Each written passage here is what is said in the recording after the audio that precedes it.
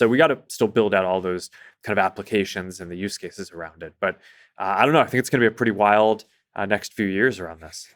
I mean, I'm actually almost at a loss of words. This is just so incredible.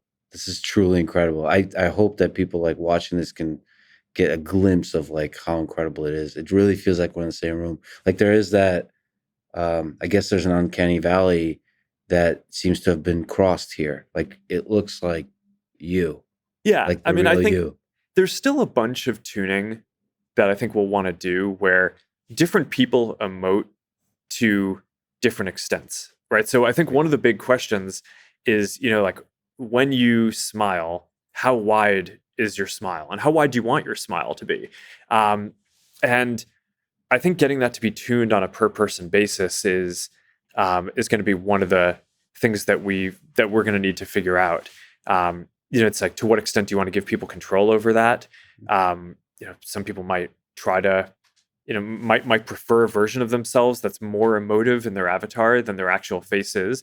So for example, I always get a lot of critique and shit for having like a relatively stiff expression. But I mean, I might feel pretty happy, but just make a pretty small smile. So I mean, maybe for me, I would.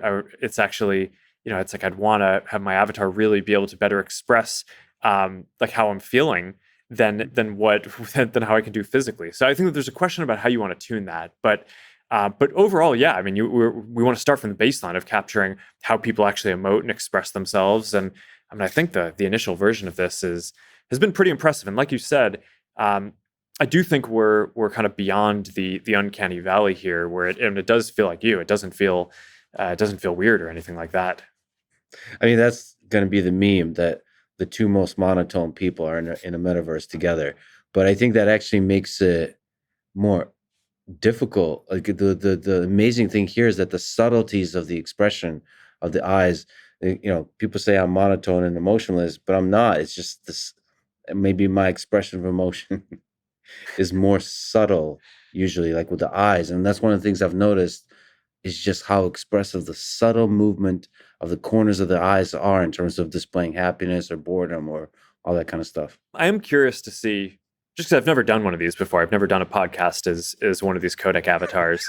Um, and I'm curious to Yeah. see what people think of it, because one of the issues that we've had in some of the VR and mixed reality work is it tends to feel a lot more profound when you're in it than the 2D videos capturing the experience.